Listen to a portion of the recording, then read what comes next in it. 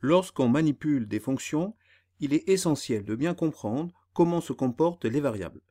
Une variable est dite locale lorsqu'elle est créée dans une fonction.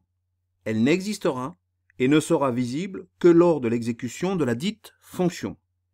Une variable est dite globale lorsqu'elle est créée dans le programme principal. Elle sera visible partout dans le programme.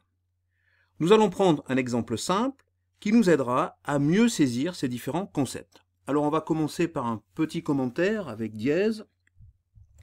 Donc l'on va faire ici, donc voilà, dièse, donc définition donc d'une fonction carrée. Alors je rappelle que ces commentaires ne sont pas obligatoires, ils permettent seulement de donner quand même une certaine lisibilité à votre programme. En ce sens, ils sont quand même assez importants. Alors maintenant, je vais créer ma fonction. Donc, je vais faire def, je vais l'appeler donc carré, et je vais lui associer le paramètre x. Je vous rappelle cette variable qui est en fait le paramètre de la fonction, qui est ce qu'on appelle aussi le paramètre effectif. On n'oublie pas les deux points. Donc ensuite, on a cette fameuse indentation. On crée la variable y, auquel donc je vais lui affecter la valeur de la variable x élevée au carré. Donc cela, ça va s'écrire x étoile étoile 2. Et ensuite, je vais utiliser, on va renvoyer la valeur de y en utilisant donc return. Ça vous connaissez, c'est ce qu'on a vu dans les fonctions. Voilà, return y pour renvoyer la valeur de y. Donc ensuite, on va faire un deuxième commentaire pour délimiter ce qu'on appelle le programme principal. Donc pareil, dièse, programme donc principal. Voilà. Programme principal. Donc je vais créer une variable z auquel je vais lui affecter la valeur 5. Je vais ensuite créer la variable résultat.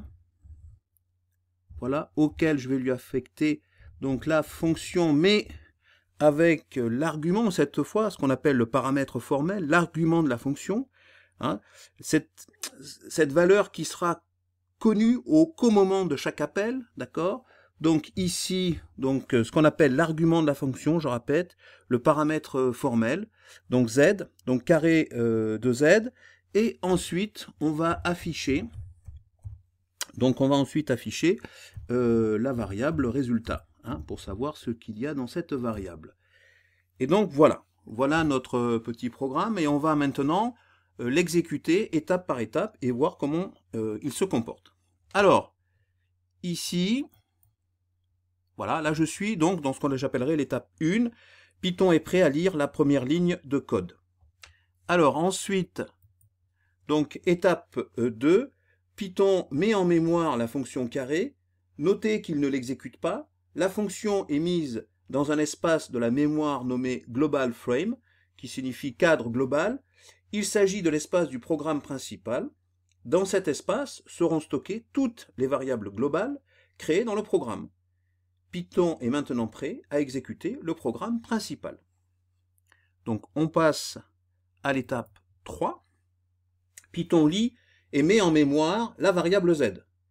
Celle-ci étant créée dans le programme principal, il s'agira d'une variable globale, ainsi elle sera également stockée dans le global frame.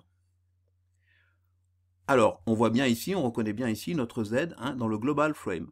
Alors je passe maintenant donc à l'étape 4.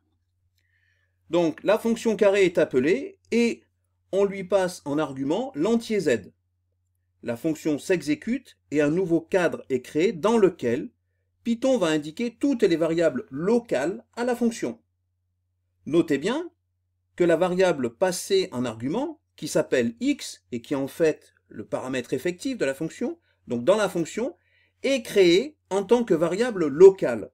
On remarquera aussi que les variables globales situées dans le global frame sont toujours là.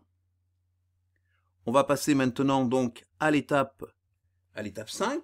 Python est maintenant prêt à exécuter chaque ligne de code de la fonction. On passe maintenant donc à l'étape 6. La variable y est créée dans la fonction. Celle-ci est donc stockée en tant que variable locale à la fonction. On va passer maintenant à l'étape 7. Python s'apprête à renvoyer la variable locale y au programme principal. Python nous indique le contenu de la valeur renvoyée. Alors ensuite, on va passer donc à l'étape 8. Python quitte la fonction et la valeur renvoyée par celle-ci est affectée à la variable globale résultat. Notez bien que lorsque Python quitte la fonction, l'espace des variables allouées à la fonction est détruit. Ainsi, toutes les variables créées dans la fonction n'existent plus. On comprend pourquoi elles portent le nom de local, puisqu'elles n'existent que lorsque la fonction est exécutée. On voit bien que voilà, il n'y a plus que le global frame qui existe maintenant. Donc on va passer maintenant à l'étape 9. Python affiche le contenu de la variable résultat et l'exécution est terminée. On voit ici, c'est affiché ici, le contenu de la variable résultat. Et bien voilà, cette vidéo est terminée et j'espère qu'elle vous a permis de mieux comprendre le concept de variable locale et de variable globale.